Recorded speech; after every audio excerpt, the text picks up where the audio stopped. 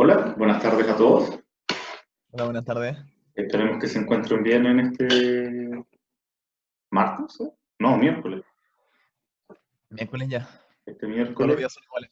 todos los días son iguales, sí.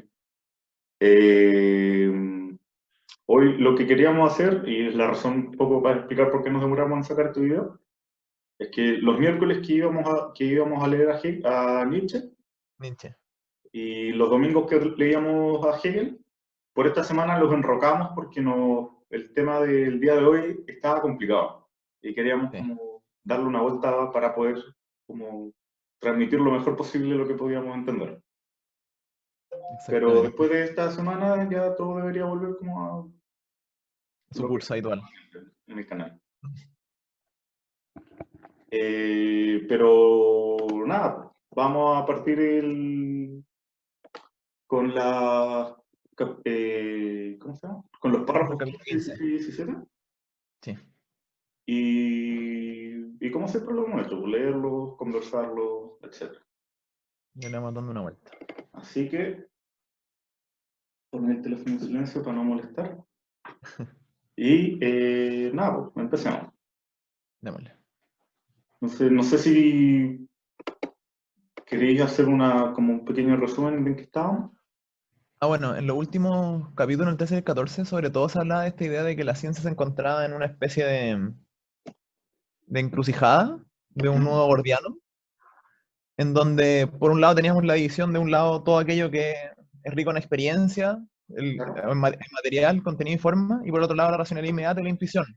Esta idea que habíamos hablado de, por un lado, todo bosque y el otro lado, todo árboles, simplemente. Estas dos visiones, y de cómo todavía la ciencia se encuentra en esta disyuntiva, en esta encrucijada, y todavía no sabe qué hacer bien con ese proceso.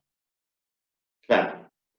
Entonces, así es como continúa el, el- el- el capítulo.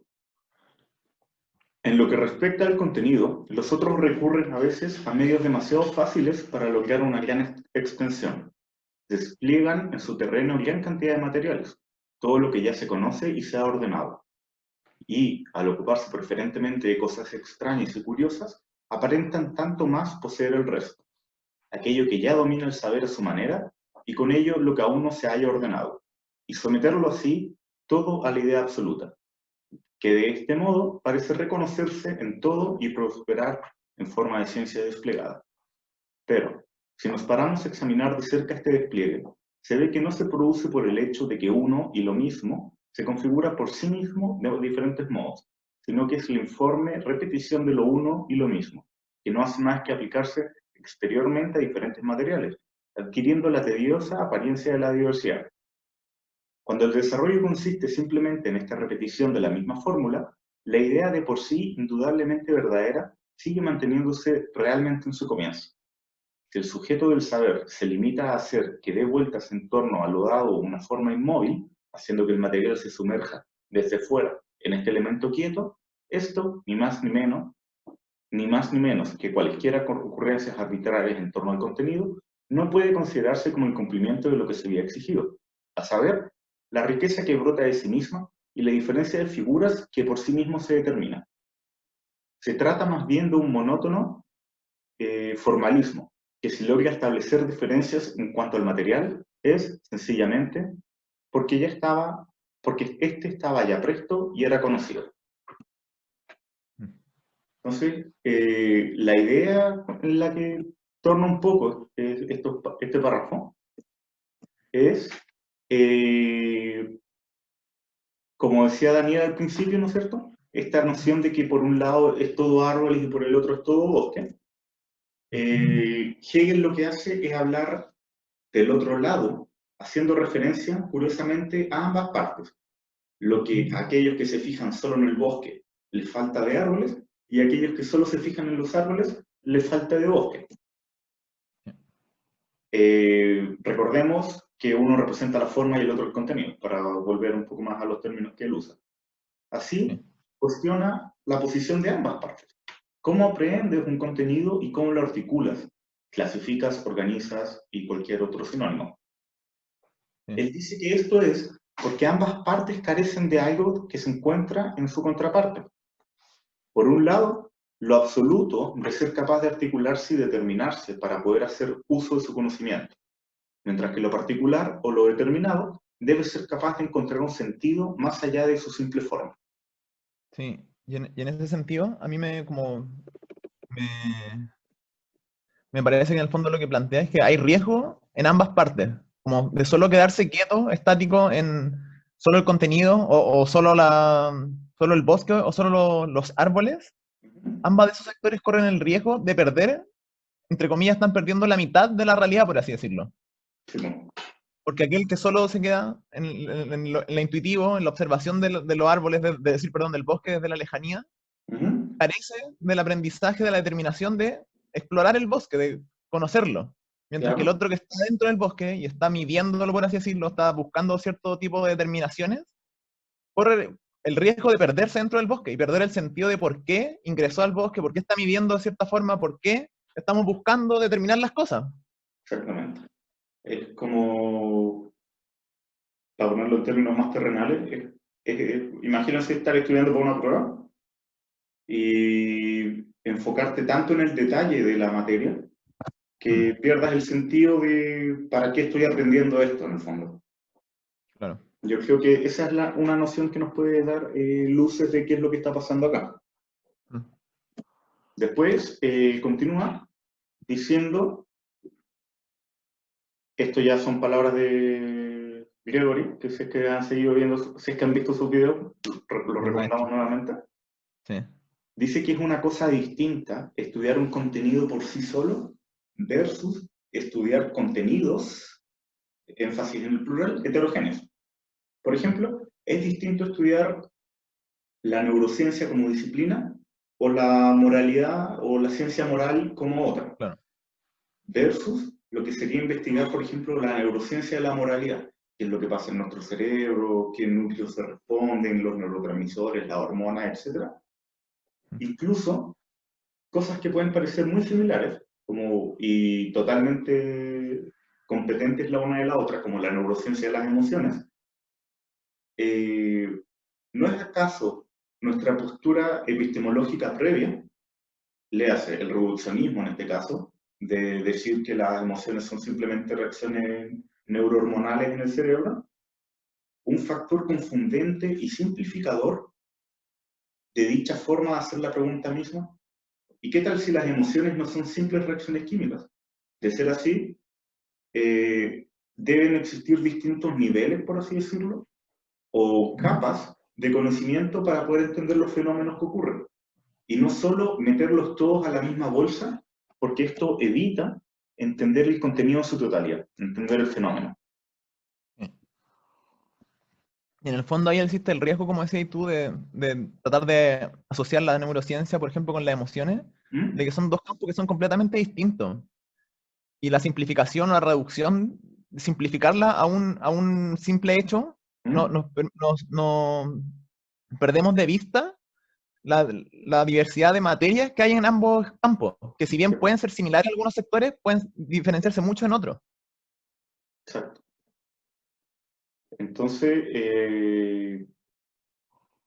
después continúa, o sea, más esto no es del párrafo, esto es de lo que acabo de mencionar, es que cuando buscamos aprender una cosa, algo nuevo, una nueva disciplina, etcétera, y por añadidura queremos articularlo, como generar una tesis o un paper al respecto, nos encontramos con una suerte de un nudo, una maraña de contenido, donde el contenido y las formas se entrelazan dinámicamente, no es una relación estática entre ellos. Entonces, para poder rescatar algo de esta maraña y digerirlo, es necesario ir desnudando esto. Esta idea de la lucha con los tentáculos, como decían en uno de los hartos Al párrafos atrás, principio, claro, sí. donde hay que digerir la cosa, vivir con ella y todo eso, para poder darle forma, para poder rescatar todo esto, como esta idea de la lucha de los tentáculos que mencionaba Gregory y Hegel mismo al comienzo, para poder darle forma y facilitar el aprendizaje de esta brecha de conocimiento, de este gap, que es lo que desconocemos básicamente. Sí, a mí A mí lo visualicé como esta forma de estambre o maraña, por así decirlo, ¿Mm? porque se- de alguna forma el conocimiento no está en paquetes, como que no está empaquetado fuera de nosotros y tenemos que ir y lo aprendemos de una. No es como que ¿Claro? lleguemos a un conocimiento, lo tomamos, lo abrimos y está completamente lleno, sino Ujú. que por el contrario, el proceso de asimilarlo requiere que nosotros, por esfuerzo, seamos capaces de asimilarlo, digerirlo y disolverlo de una manera que sea útil para nosotros, es decir, que seamos capaces de comprenderla nosotros y de expresarla al mismo tiempo. Claro.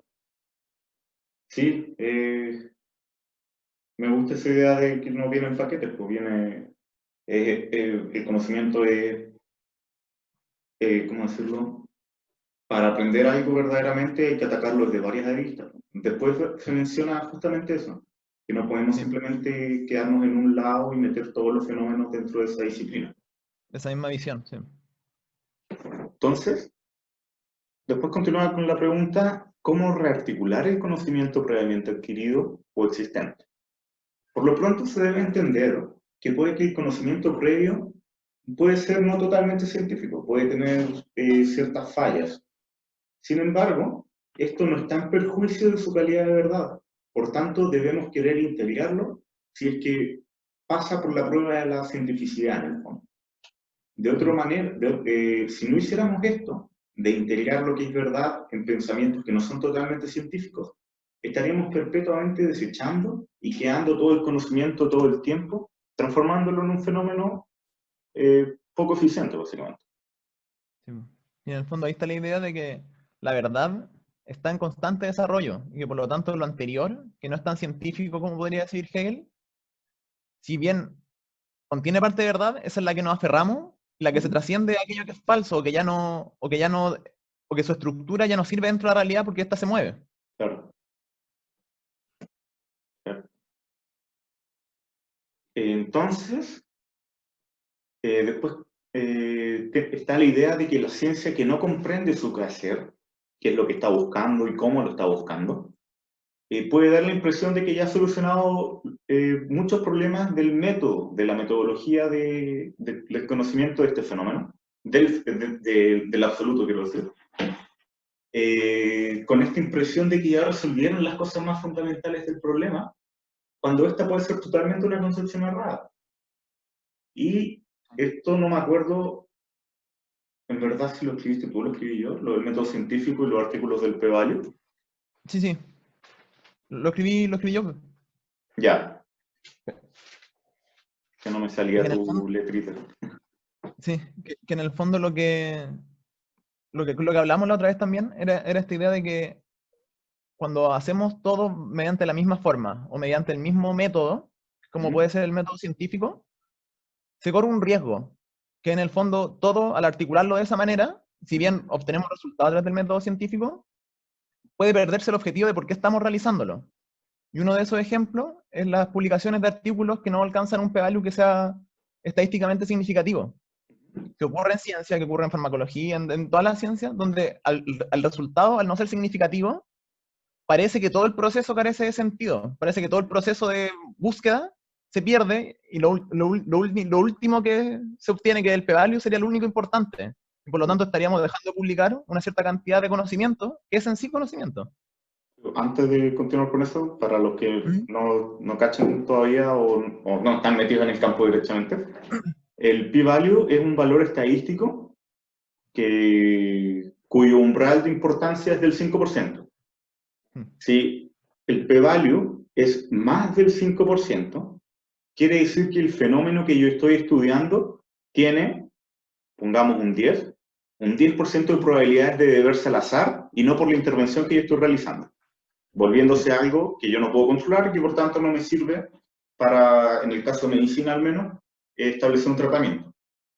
claro. Caso contrario, si el p-value resultante es 1, tenemos un 1% de probabilidades de que ese sea debido al azar y que por tanto es bastante probable que haya sido por nuestro efecto que haya Nuestra cambiado acción, claro. lo que hayamos querido cambiar.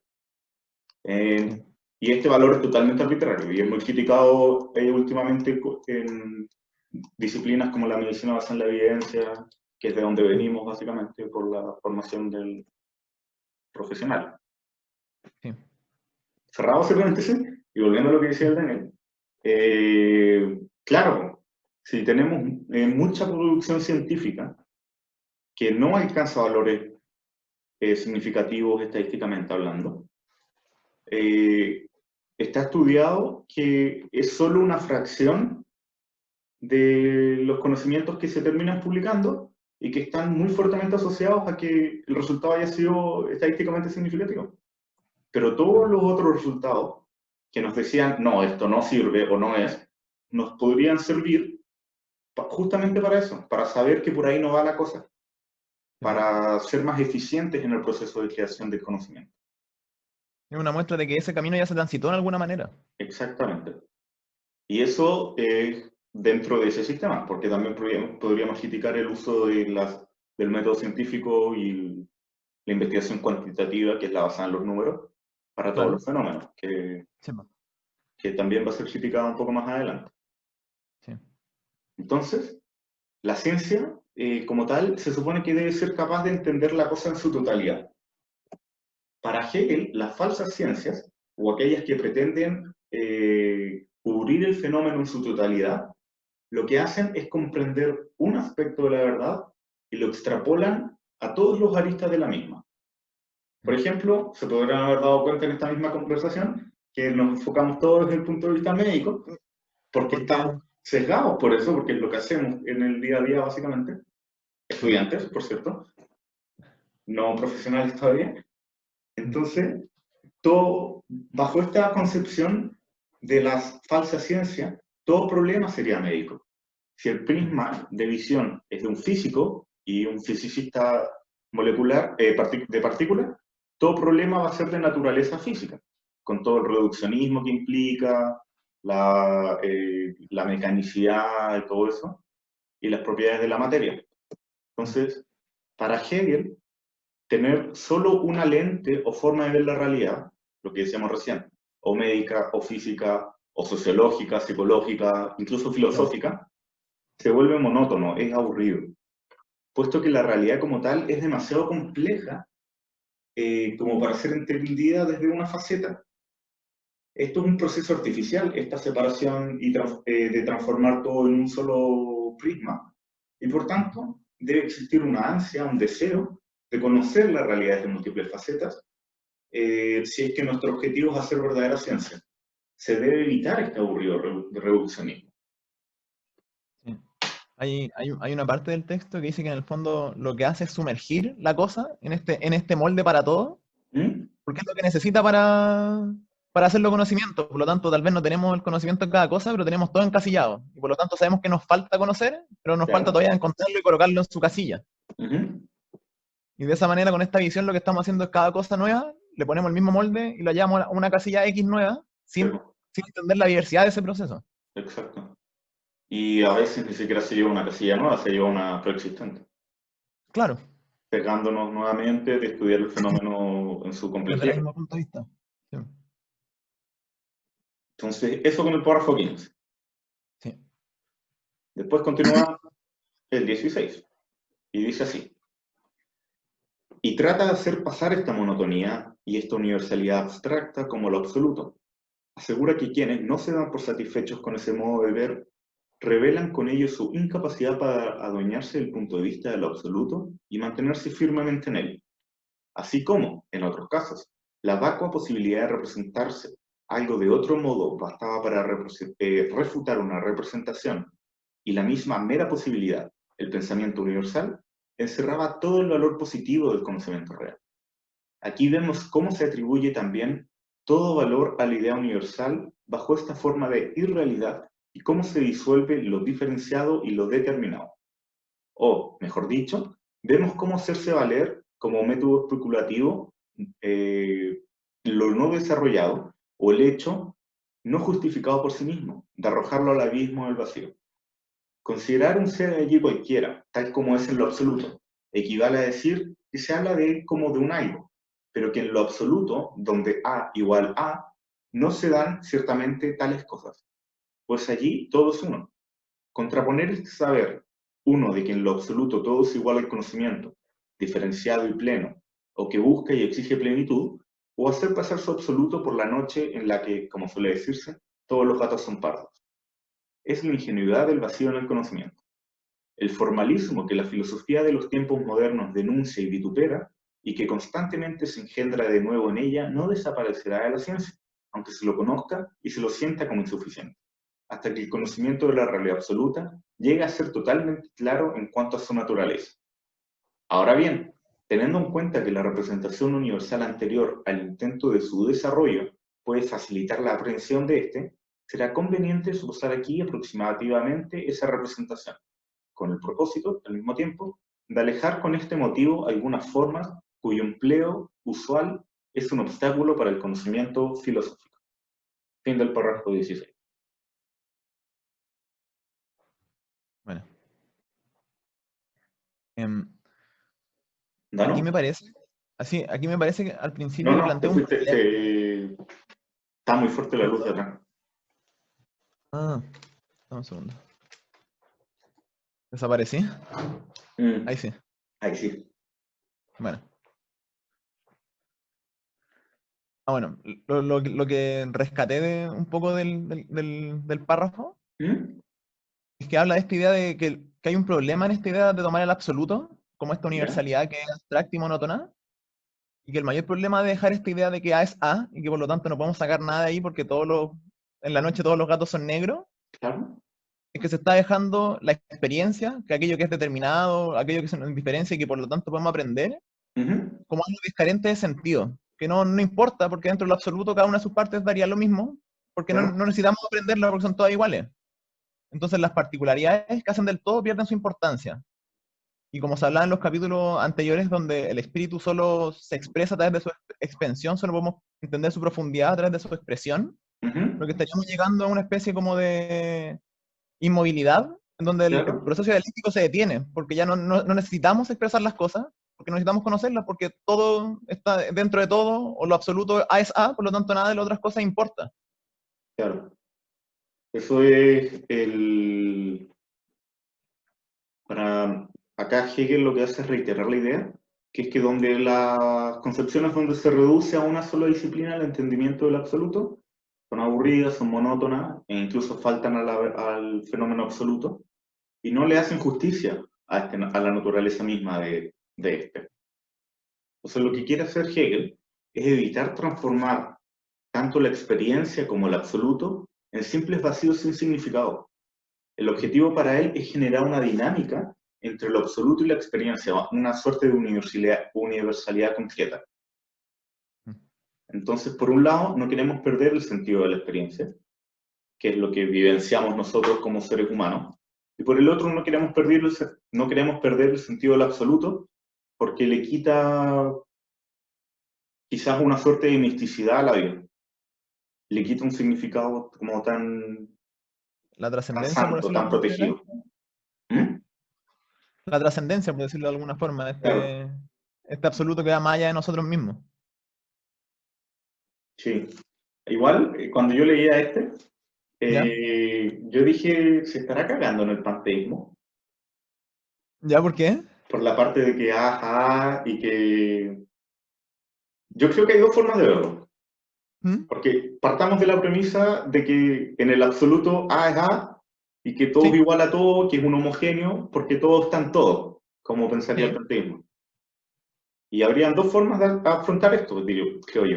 Una es, sí, es cierto, todo es igual, todo está en todo, ¿qué me importa? Y continúo mi vida como casi como Dionisio, era, ¿cómo se llama esta cuestión? Lanzado a los placeres de la carne y Sí, hacer. se me olvidó la palabra. O, por otro lado, sentarse y analizar qué es lo que está pasando. Es también, siento yo, lo que pasa con el nihilismo y el absurdismo, ¿Ya? que el nihilista, o incluso el nihilismo negativo y el positivo, que el ¿Mm? nihilista negativo dice, bueno, nada tiene sentido, chao. Ontológicamente se podría pensar que incluso el suicidio es lo correcto bajo esa perspectiva, Sí, pero el nihilista positivo parte de la misma premisa, po. Nada sí, tiene po, sentido. Yo se lo voy a inventar.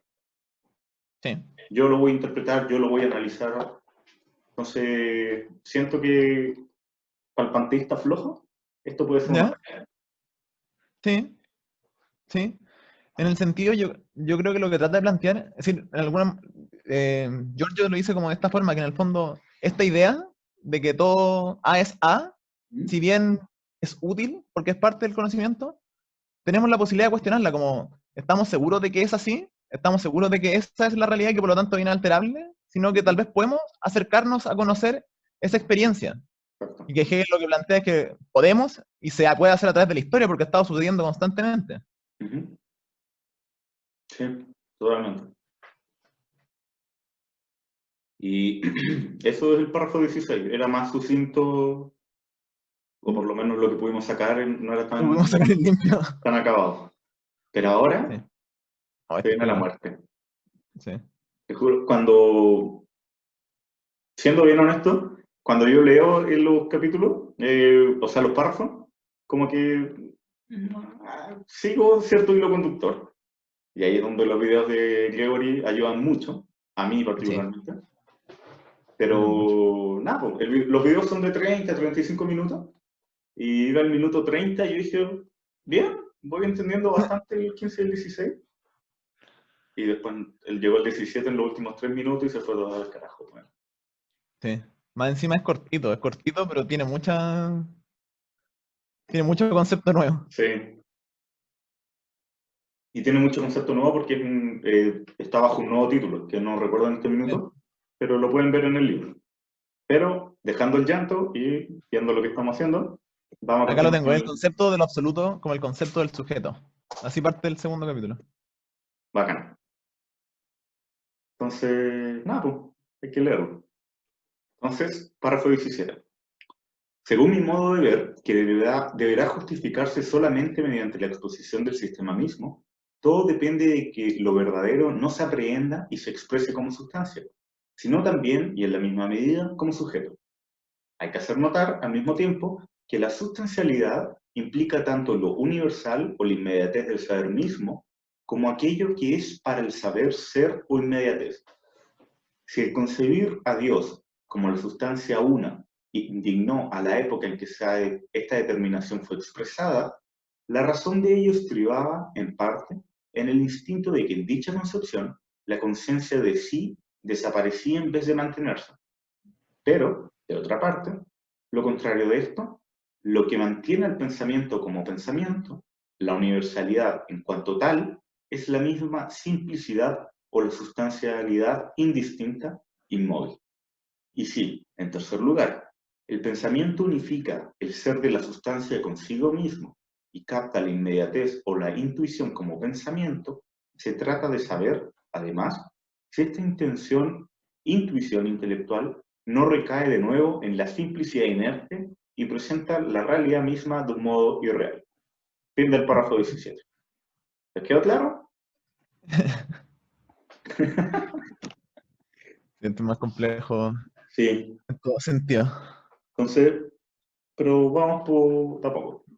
Sí, La primera idea del párrafo es que el aprender la verdad con esta separación sustancia-sujeto en el sentido aristotélico, recordemos que para Aristóteles los humanos somos parte sustancia, esta cosa que compartimos una cierta idealidad, una suerte de divinidad en nuestra forma, y sujeto, aquello que... Sí. lo que somos de carne y hueso, nuestras imperfecciones, los vicios, el pecado después bajo la mirada cristiana. Entonces, la comprensión del absoluto implica experimentar esta dinámica entre sujeto y sustancia. Y que para comprenderlo, o la comprensión de eso, va de la mano con la capacidad de expresarlo, de explicarlo. Es un Ujú. proceso que va de la mano para poder explicar la verdad de esta sustancia sujeto como complejo o complementos que están unidos. Claro, acá la parte explicar no solamente quiere decir que estemos dos personas y lo conversemos, sino que el solo hecho de entenderlo implica de cierta forma que me lo estoy explicando a mí mismo, A mí mismo, sí. que existe un diálogo interno, que tendría sentido en en esta dinámica sustancia-sujeto. Sí, po. Y que tiene que ver con lo que decía antes, que es como la capacidad de articularlo. Es esa posibilidad de articularlo lo que nos ayuda al mismo tiempo a entenderlo. Sin la articulación es simplemente este sentimiento, esta idea, esta noción de algo. Intuitiva, claro. Entonces, queda la duda. ¿Qué es la sustancialidad? La sustancialidad sería aquello que contempla tanto lo universal, la inmediatez del conocimiento, como lo terrenal, la inmediatez para el conocimiento. El del y el para son fundamentales en esta frase porque, como dice Gregorio, se usa más adelante en toda la obra. Se va a repetir, sí. Entonces, en esta misma línea, la inmediatez del conocimiento implica que aquello que sabemos se presenta a sí mismo como si estuviera ahí afuera, como un ente pasivo que está esperando ser descubierto y entendido. La inmediatez para el conocimiento, aquello que sabemos de facto o lo terrenal, que no es solo lo universal a través del cual sabemos, es una forma más profunda de la inmediatez, la que nos muestra que ese conocimiento se envuelve en sí mismo y nos demuestra que el conocimiento mismo está mediando al ser, a lo terrenal. Después continúa.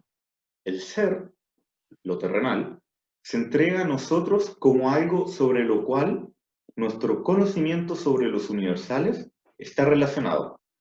Así, el universal es una suerte de medio, un vehículo mediante el cual aprendemos lo que está allí afuera. Entonces, para tomar una pausa y continuar, digerir un poco lo que acabamos de decir, lo que yo entiendo es que el conocimiento está mediado normalmente por lo terrenal. Está mediado por nuestros sentidos, por nuestros sesgos, por nuestra realidad misma. Y la sustancia, esto sería el sujeto. Y la sustancialidad sería lo que no es mediado, lo inmediato del Universal. claro, el universal. Entonces la idea que se guarda acá, que se defiende, es que el conocimiento terrenal no solamente implica un universal que existe y que está ahí, sino que es una forma más profunda del universal mismo. Así, no, la idea es que el conocimiento mismo del universal media lo terrenal. ¿Y por qué? Porque lo terrenal yo solo lo puedo conocer, como yo soy parte sujeto y parte sustancia, yo solo puedo conocer lo terrenal aplicando la dinámica que existe entre el sujeto y la sustancia.